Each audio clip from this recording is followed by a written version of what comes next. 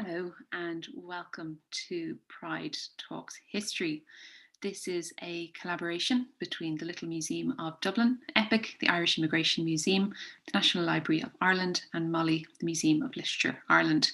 This series is being presented in association with the Dublin LGBTQ plus Pride. Now, my guests today are Fiona Brennan, the Museum Manager of the Little Museum of Dublin, Ruth Concannon, the Educational Assistant with the National Library of Ireland, Dr. Maurice J. Casey, Historian in Residence at EPIC, the Irish Emigration Museum, and Benedict Schlepper-Connolly, who's the Museum of Literature Ireland's Digital Curator. These are each of our guest speakers over the course of the series, and I'm really thrilled that they're taking a little bit of time today to reflect on the series. So thank you all for being here, and thank you for taking the time. To everyone who is joining us on YouTube Live and here on Zoom, please do pop in any questions that you have for the group and we will take time to get through them. But I think just to start us off, one thing that I found very interesting in watching each of these sessions was that there is certain parallels between how people approach history as a subject, but also conversations around sexual orientation and gender. And specifically, there's often these moments of silence where people are perhaps not sure what the right question to ask is or what the right thing to say is.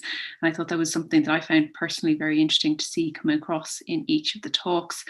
And I think in crediting each of your organizations, you're doing some really important work in looking at how we portray LGBTQ plus stories. And it has been really interesting to see how each of you has used history as a vehicle to empower your audiences to have the confidence to perhaps speak about and to ask questions.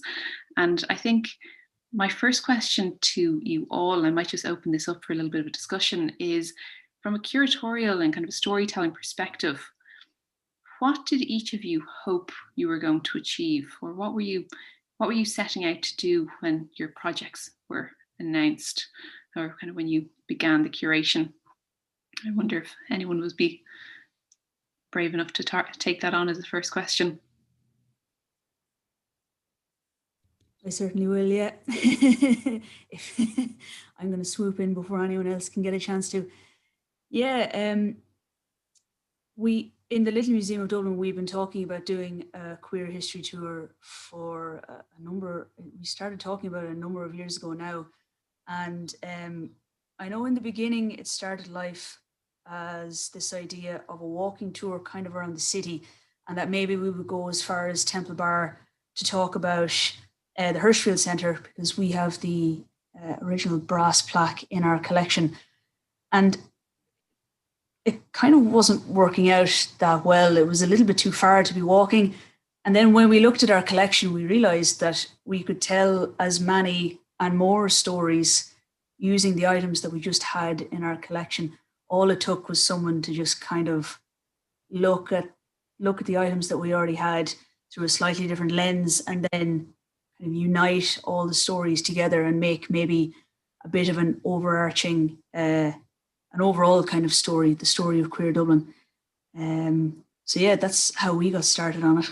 Wonderful. And Benedict, yourselves? Yeah, I mean, I suppose we were in discussions with UCD's EDI program about finding a way to bring their work closer to our work in the museum. So that was maybe part of our starting point. And for us, it was really just, we want Molly to be very active in kind of revealing and documenting writers' experiences. And this was an opportunity to take a very particular lens on that. So that's really how we came to it. And Ruth? Yeah, I suppose with my role, I was involved in the storytelling aspect of the Living with Pride Christopher Robson exhibition. So Christopher's partner Bill had donated the photographs in 2015, and they went through the whole exhibition and curatorial process with my colleagues Carol Maddock and Nikki Ralston, guided by Bill as co-curator. So when it came to actually telling the story of these photographs, it kind of, it struck me that it was a very personal story. It was the story of Christopher, but also that his story was reflective of so many other experiences and of the LGBTI plus experience in Ireland at large.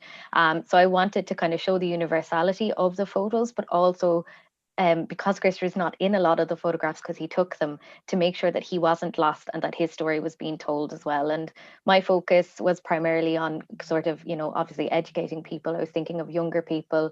I was thinking of the LGBT community, and also of people who maybe these issues and things that had happened had passed under their radar, and that they needed to know about this, to be educated on the history.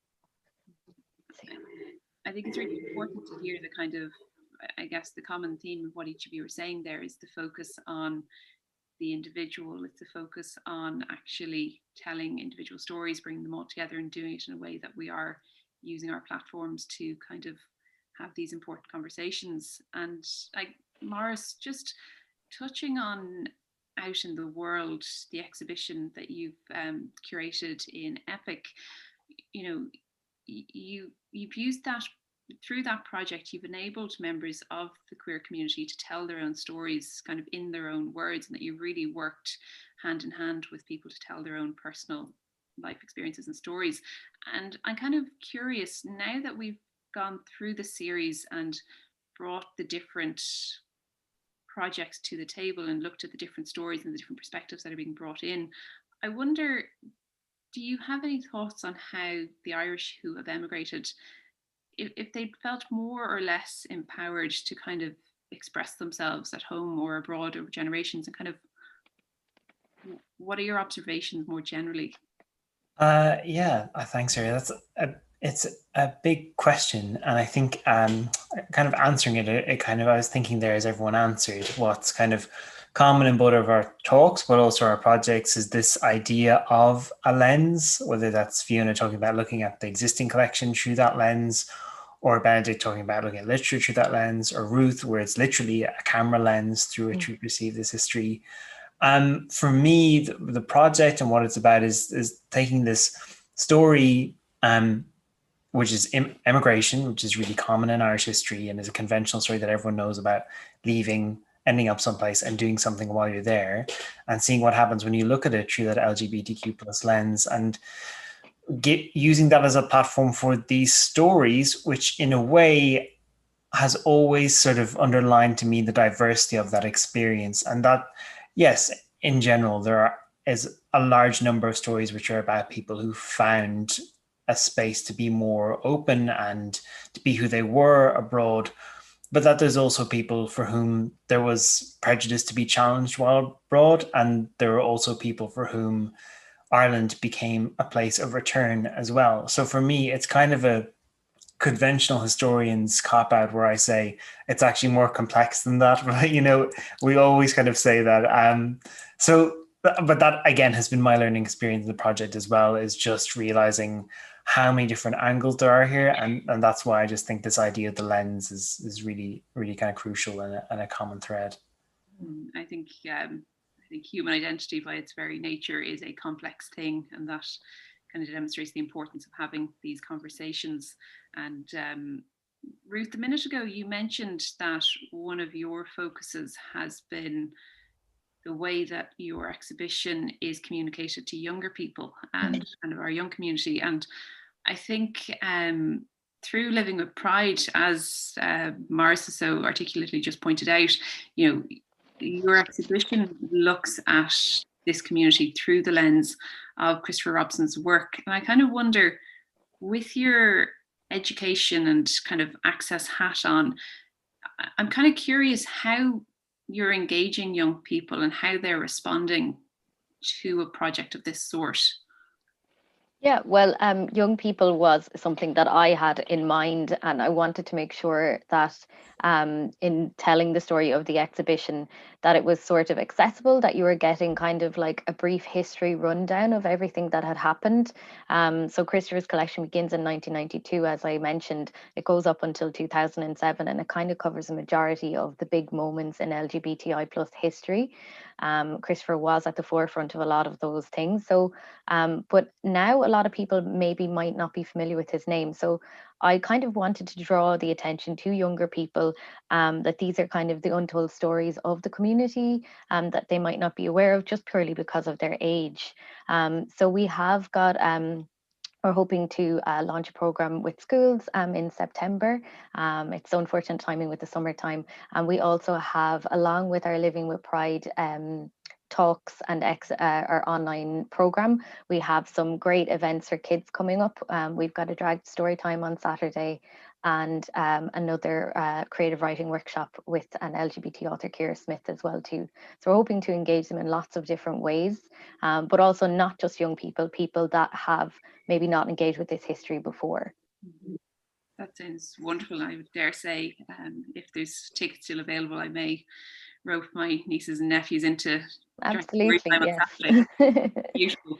And then Benedict, in past present Pride, it was an inspiring idea for a series, and it was wonderful to kind of I've taken some time to look back through them since your conversation a couple of weeks ago, and you know, this opportunity to see authors discussing queer experiences both within their own personal lives but also within their work, it kind of it had me thinking about how rare this sort of open dialogue must have been 40, 50, 60 years ago. And I'm wondering, do we have a sense from a kind of a literary point of view of how openness of conversation has evolved over time?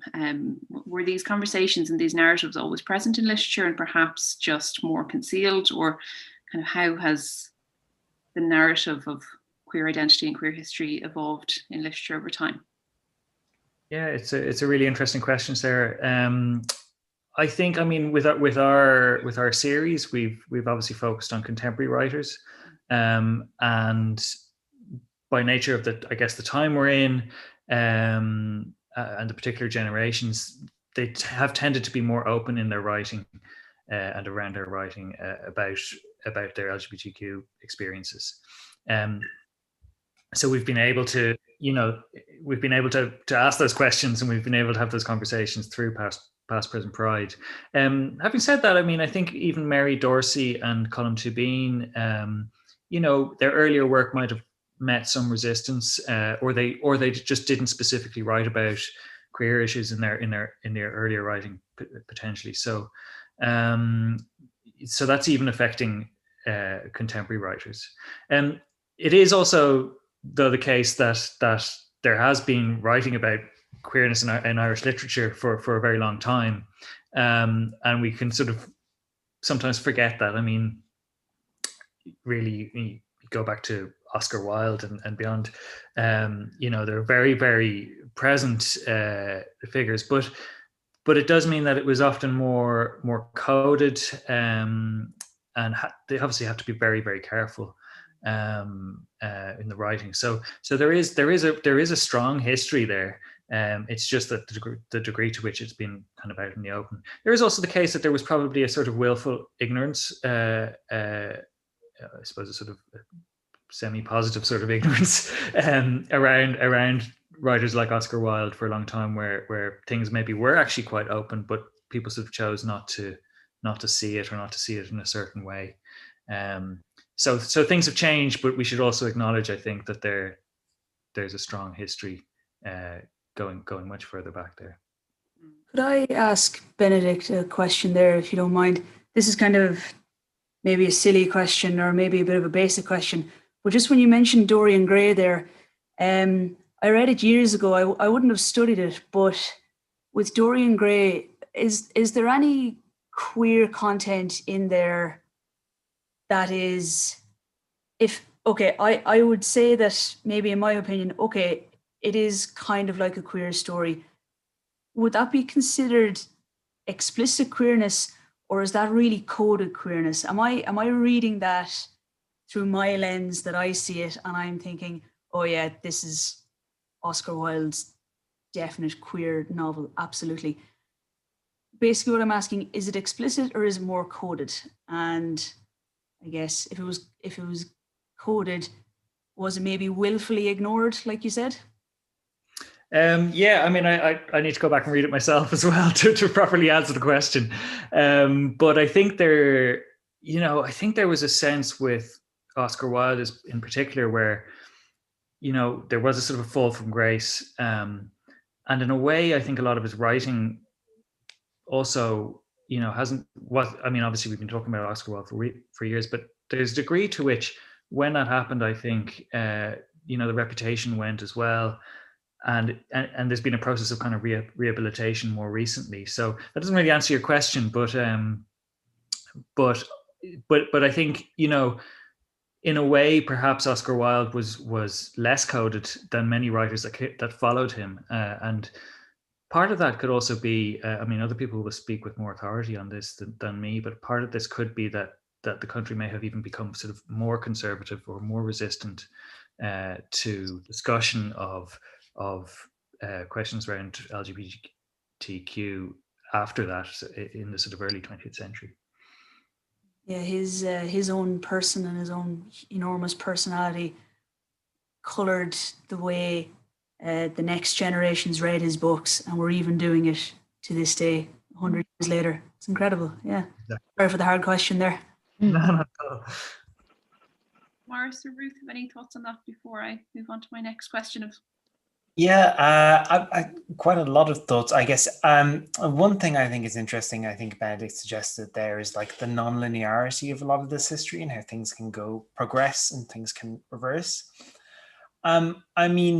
Wilde is someone who's part of a particular social set, and I think that's something that I find a lot in my research, is that if you want to look at particularly early 20th century queer identities, you need to identify the worlds that were tolerant of such identities.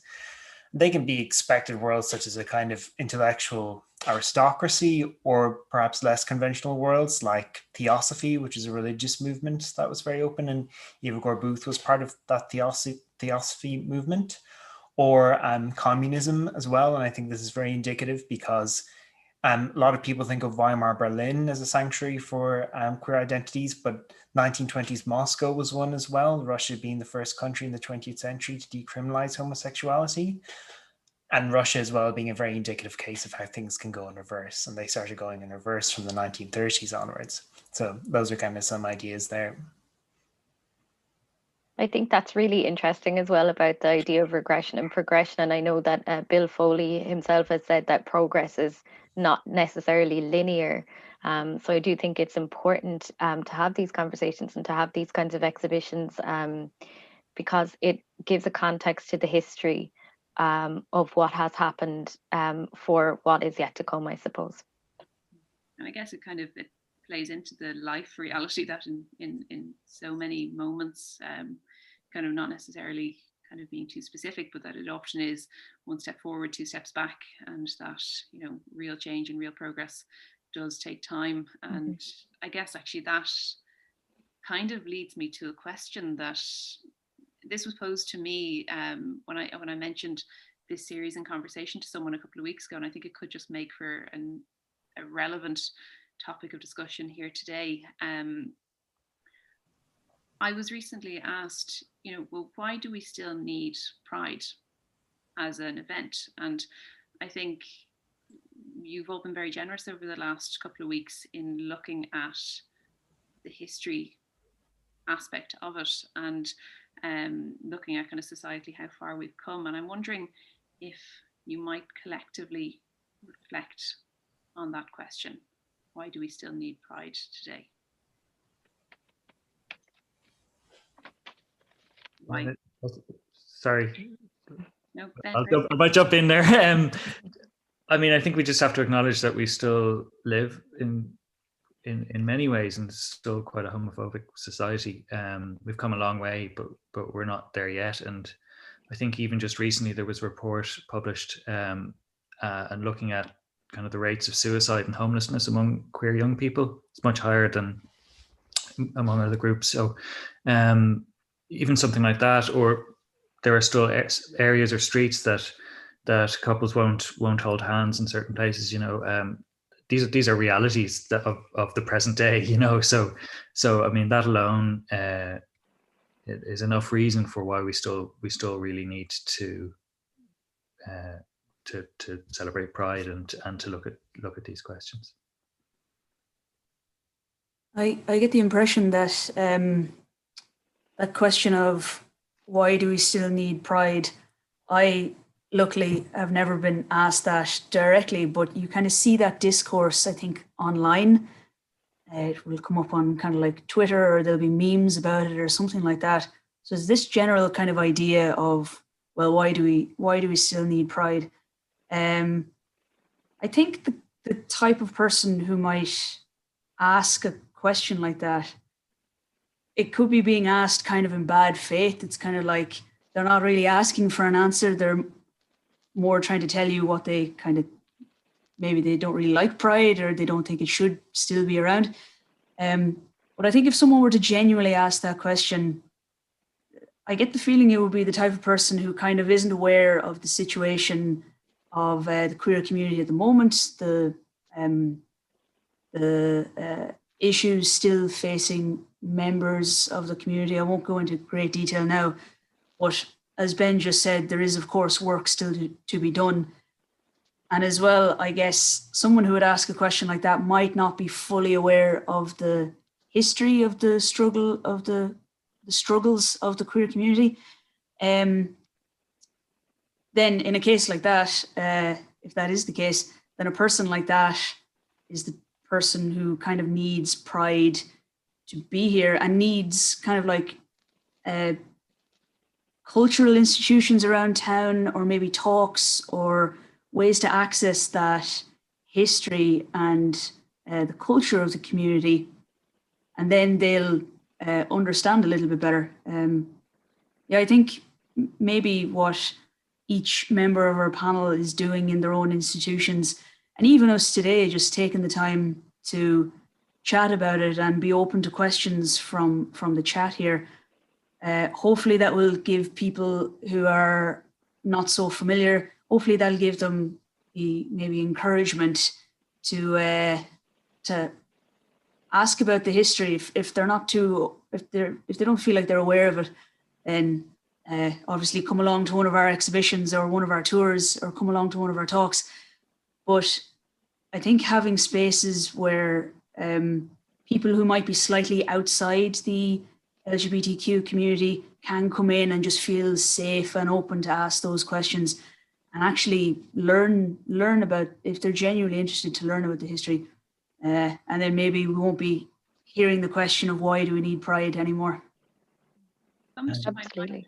mind that Maris's point earlier about the lens is perhaps relevant to this question, because perhaps the stories have been there and hidden in plain sight throughout generations, but we're maybe just putting them slightly more in focus nowadays. I think, Maris, did I cut you off there? Oh yeah, I was just going to, my answer to the question of why we still need Pride would be to show people that they are not alone, and thinking of that as an important historical catalyst. And it's very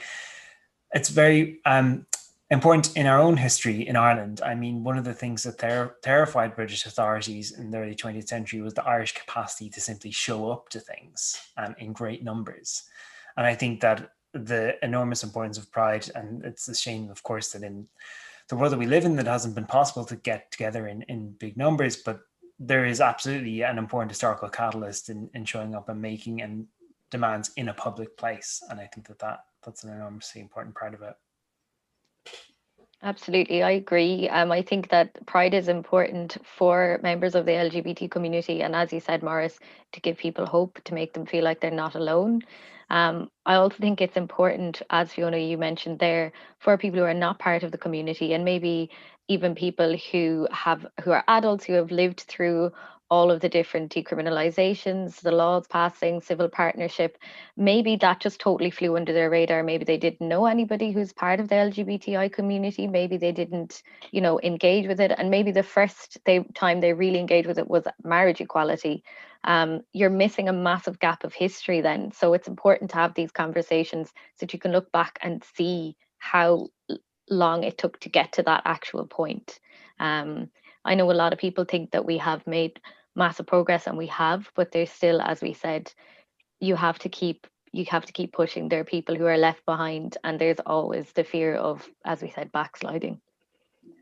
I when you mentioned the vote there a few years ago, I do remember even seeing my own kid brother registering for the vote for the first time, and you know, the idea of him being politically engaged was, you know, it was a milestone moment in and of itself. But like, I think going back to this idea of the human experience, and you know, the leaving no one behind, Ruth, if you put it, like a key part of that is enabling people to have a platform to tell their own stories, but also, as you said, to see themselves represented and to see their own stories feature within institutions like ours collectively. And Fiona, I don't think I've ever actually asked you, because obviously in your role in the Little Museum, you know, you've been meeting members of the public and giving tours for a good number of years at this stage. But when you actually started and developed the queer tour and started to kind of meet guests, I kind of wonder how the experience differed, or if it became more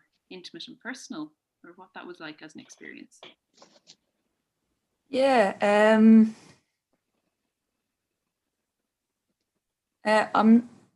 not sure I would say it differed maybe from how I thought it might go, because it was quite a new experience for me to write a tour.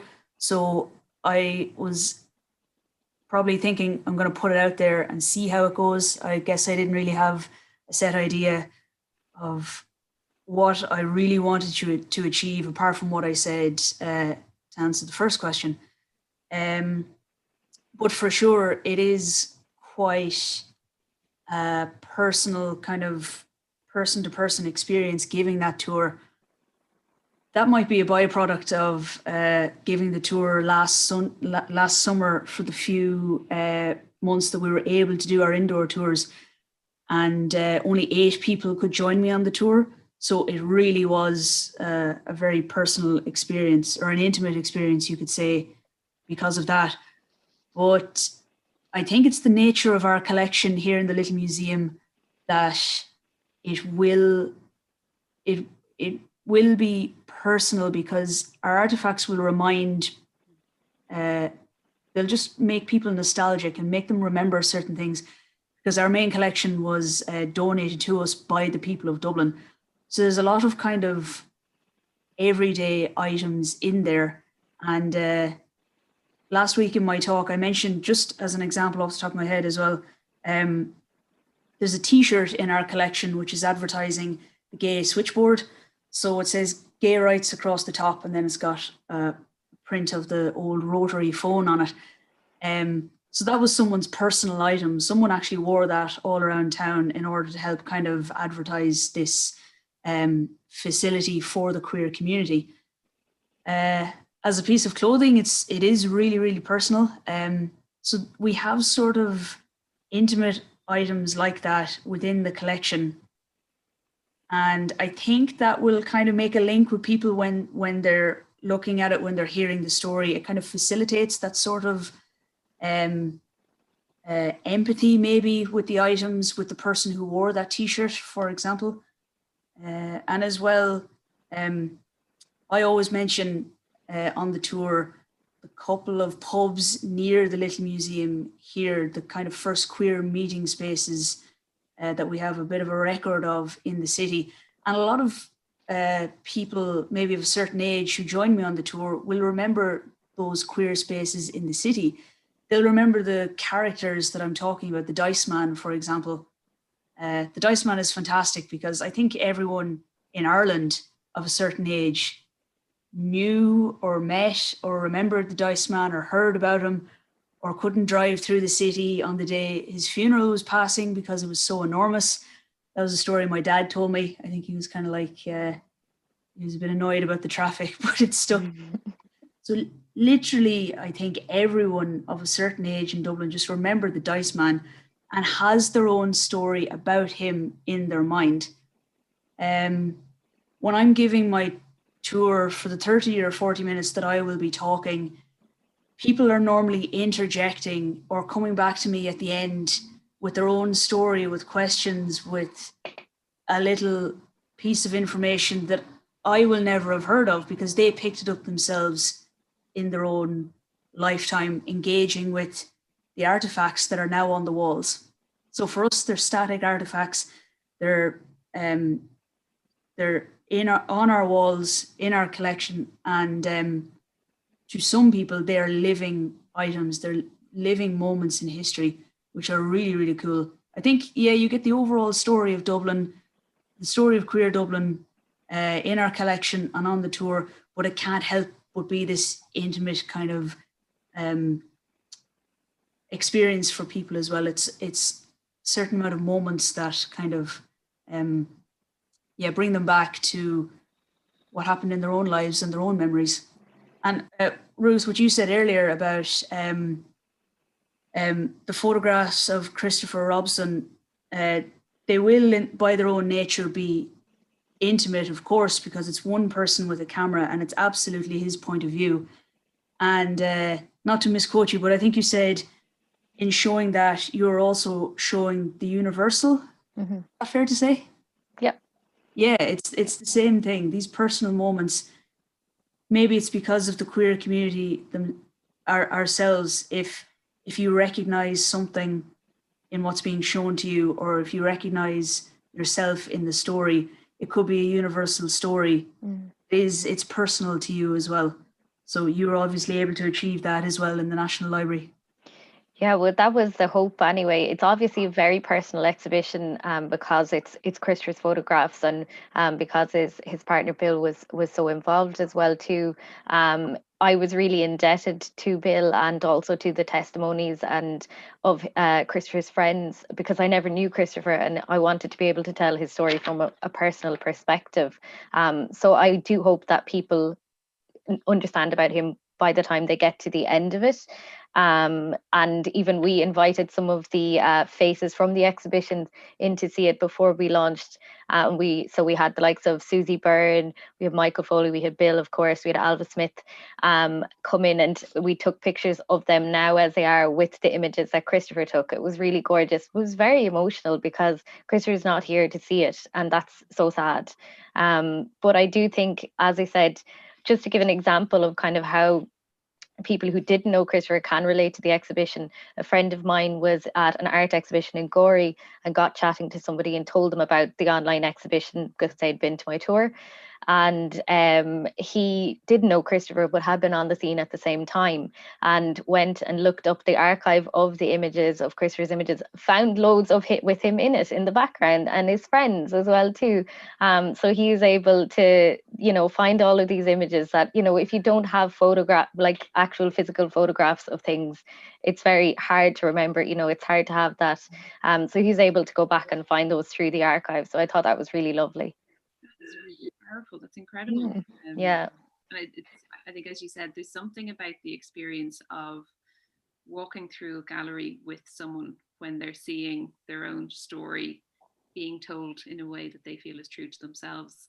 And I think that's one of the challenges and one of the opportunities ultimately that we, as the kind of keepers of collections and museums and venues, really have the opportunity to do. And I kind of, as someone who's kind of, I guess, at the management side rather than the curatorial side, I'm always fascinated to try and see behind the curtain and to try and get as much insight into the kind of creative side of the projects as possible. And Maris, I might come to you first, but I'm just wondering, like, when you started off day one of the kind of, very much early days of the curation, I wonder what project you were setting out to achieve and kind of how it kind of took legs of its own, and actually did it change much over the course of your research journey?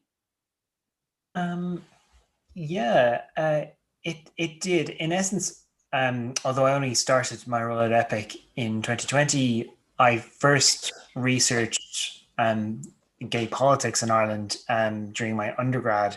And that was when I noticed how important emigration had been in that history. And then I went on and wrote my PhD on Irish women who ended up in Russia. So then I got that emigration line, or that expertise in tracing people across borders. So then when I got this job, I was like, okay, I'm going to return to that. project, and I'm going to remove the borders that I put around my research initially and look at people moving and coming back as well. And so I guess where the project expanded was that geographically, it became important to me to not just represent the cities which are majorly important in this history, London, New York, San Francisco, but also look at it more broadly. And when I adopted that global perspective, I began to find stories in places where I really didn't expect them. I think probably the most surprising locations would have been Chile and Cambodia. Yeah. You've put my hook and curiosity to want to know what the Chile and Cambodia stories are, and that'll be the call to action to pop in and actually experience the exhibition firsthand to find out. And I guess kind of we're just kind of, I guess kind of when we're looking at Pride history, which has been the kind of the thesis for this series, we're kind of looking to the past in order to kind of imagine and get a sense of where we are today and kind of think towards the future. So I kind of wonder, from each of your projects,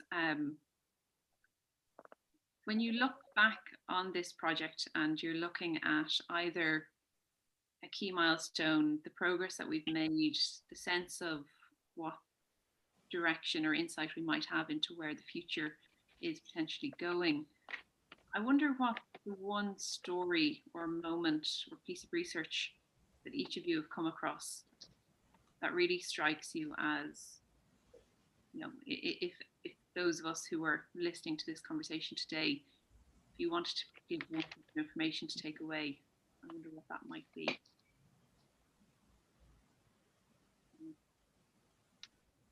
I think from my own perspective, Christopher took a great image of 1999 Pride of some teachers who were participating, and they were hidden behind their signs and it said Tá na Múinseoirí sa Cóifre.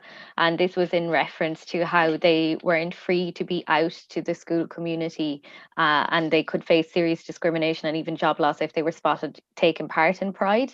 And then further to that, there was an INTO survey in February 2020.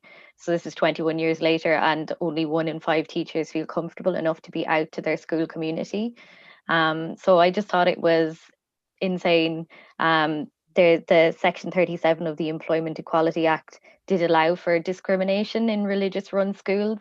They were given an exemption by the European Equality Directive in 2000, and this was only rectified by an amendment in 2015. So it's very, very recent. And it is like, when, you know, I used to work in schools and I see the hard work that teachers do, and it's just very sad that if you were an LGBT teacher that you wouldn't feel comfortable to feel out in your community.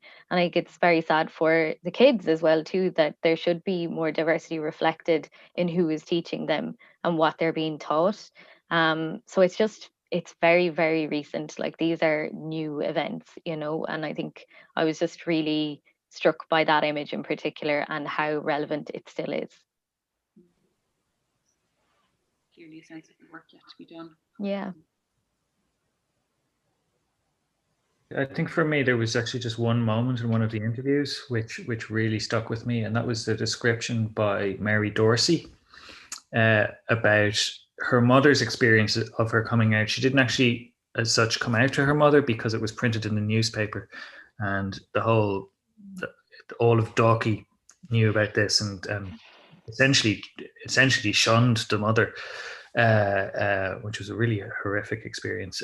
But her this moment of where she comes into the house and her mother is just unable to speak to her for at least a whole day, and I thought that was a very powerful thing, because she also talked about how close she was to her mother, and what a you know, and how close her mother was to all of her sort of friends and her social circle as well, and that these two worlds colliding in this very intense moment, just the complexity of it, I suppose, was what really struck with me. There wasn't really a very simple way to describe the emotions that were happening in that case, you know. And just the choice being taken out of her hands and the way in which that conversation went down. Yeah. Fiona. Yeah, I do have a story as an example, but what struck me when I was doing my research is the overall idea. It is striking how many of the like big ticket names in Irish history ended up being queer, and that might have been like my just like lack of knowledge before I took into the research. But I started looking for historians who were focusing on queer history, and there are some historians that I really like, and they're particularly interested in looking at history through this new kind of lens, as we've been calling it today. And there's a historian in particular, Mary Mcauliffe, and she's a whole book that is just filled with these important figures who took part in the Easter Rising, and so many of them were queer, and there were so many women who took part. And then there's this lovely Venn diagram of queer women who were taking part in the Easter Rising as well. But just these big names that kept coming up, and you'd be talking about them in the general tour here in the Little Museum, and then suddenly it's like, I've mentioned this person 500 times, and it never dawned on me that they were a part of the queer community. And now it was so exciting for me to just have this new kind of outlet. Like, well, forget everything I said about her doing all of that. She was also doing all of this incredible work as well. It was so exciting. But yeah, I was a little bit surprised, and very much happily surprised to see that. Well, two things. There could be someone that you are really well aware of. You know lots about their contributions to Irish history, and suddenly discovered they were part of the queer community. Or you can find these people that weren't that famous, that are a huge part of our queer history, or a part of our culture now. And maybe they weren't given the attention that we now know that they would rightly deserve. If it was quite a long time ago, historians may have kind of just ignored them to a degree. So it's really pleasant to discover those stories as well, and those figures in history. Just to quickly say that the example of that was Elizabeth O'Farrell. I was really just blown away to learn even more about her. So yeah, it was a fascinating journey for me as well. I think that's it. It's having the time and the opportunity to actually put the lens onto telling the story through, or exploring the story through that prism. And I guess, Maris, just to come to you with the last word, I wonder. Yeah. Well, I guess for me, what's been the story I would like to tell is one that happened actually after the exhibition was up and running, which is that we featured this panel on the Brixton Fairies, who were a gay theatre troupe based in Brixton in London in the 70s and the 80s. And someone left a note. We have like a story wall where people can write up notes. And someone left a note saying, Frank Egan was my uncle, and he left Galway at 15 to join the Brixton Fairies. And I am proud to walk in his footsteps as a queer Irish person. And so that note to me was really amazing, because it was someone who'd come to the exhibition and they'd come to seek a connection, not only to their community's history, but their family history. And that to me was just really meaningful. And it suggests what I hope the exhibition does, which is say, here's a selection of stories that suggests, exactly as we've been saying over the last 40 minutes or so, a lens through which you can look at emigration history, and you can look at your family history and your country's history, and that can give you a place in the present as well by looking at that past. So yeah, that's what's been really great for me. And it's been, to be honest, it's been an absolute privilege having the opportunity to listen to the four of you speak over the last month or so, and I really sincerely appreciate you taking the time and putting the effort into it. It has been a meaningful project that I know personally I've benefited from, and I really congratulate you all for the work that you're doing. It really is important, and I sincerely thank you. So I guess that brings us. Thanks so much for hosting all of these. Yes, thank you. Really lovely to work together with everybody here. Privilege, and I guess that brings us to the end of this series.